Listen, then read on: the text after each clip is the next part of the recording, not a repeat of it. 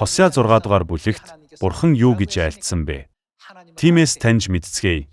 Бурханыг мэдхийн тулд шамдцгаая. Исая 9-р бүлгийн зүгнэлийг 100 ухаарсан хүмүүс Бурхан махан биеэр хүн болж энэ дэлхийд ирнэ гэсэн үнэнд итгэх үү, үгүй юу?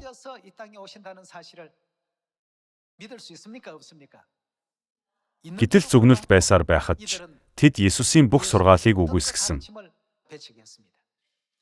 Иохан 10 дугаар бүлгийн 27 дугаар ишлэлийг харцгаая.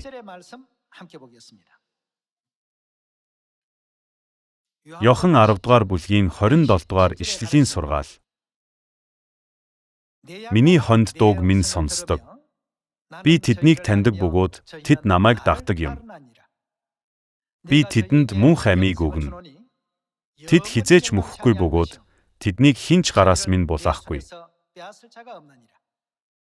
Тэднийг надад өгсөн эцэг минь бүхнээс авгаа бөгөөд тэднийг хинч эцгийн гараас булааж чадахгүй.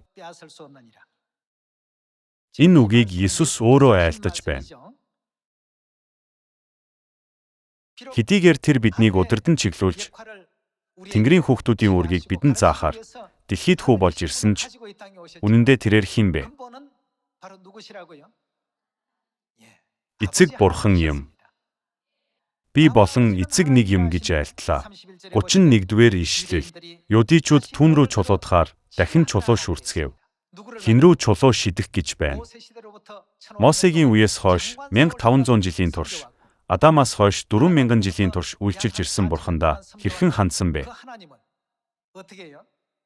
Чулуудахаар чулуу шүрцгээсэн. Бурхан хүн төрхөөр ирлээ гээд Бурханд ийм байдлаар бүдүүлэг хандсан байгаа юм. 31-р ишлэлийг дахиад уншъя. Юдичууд түүн рүү чулуудахаар дахин чулуу шүрцгээв. Есүс тэдэнд олон сайн үйлсийг эцгээсээ би та нарт үзүүлсэн. Тэдгээрийн альнаас нь болж та нар над руу чулуу шиднэ вэ гэхэд юдичууд түүнд сайн үеийн чинь төлөө биш, харин Бурханыг доромжилсны чинь төлөө бид тань руу чулуу шиднэ. Бурханыг доромжилсны чинь төлөө гэжээ. Дараагийнх нь ишлэлийг сайн хараарай. Учир нь та хүн байж өөрийгөө яалаа гэсэн бэ? Бурхан болгож байна гэв. Есүс бол Исая 9-р бүлэгт зүгнэгдсэн хэн байсан бэ? Учир нь бидний төлөө хөвгүн төрж, бидэнд хүү өгөгдсөн аж. Засаглал түүний мөрөн дээр байж, түүний нэрийг гайхамшигт зөвлөгч, хүчит Бурхан, мөнхийн эцэг, инхийн жонон гэж дуудана. Исая иш үзүүлэгч тов тодорхой зүгнэсэн байсан.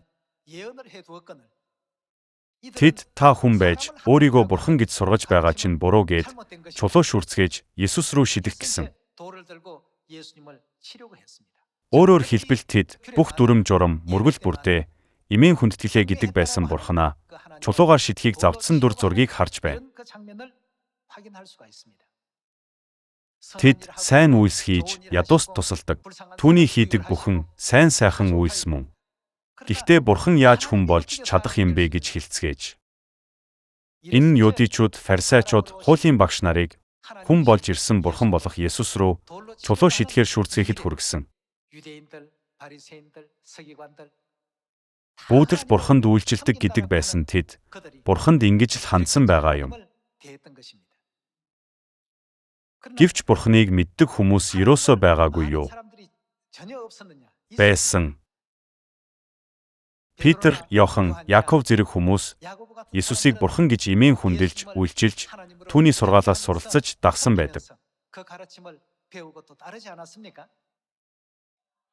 Гэсэн ч тухайн үеийн шашны удирдагчдын тогтсон үзэл бодол нь махан биеэр ирсэн Бурханыг үгүйсгэхэд хүргэх хүчин зүйл болсон. Тийм ч учраас Исая 8 дугаар бүлэгт цохих чулуу, бүдрүүлгийн хад болно гэсэн байдаг. Тиймээс бид Бурханы талаар мэдэх нь чухал юм.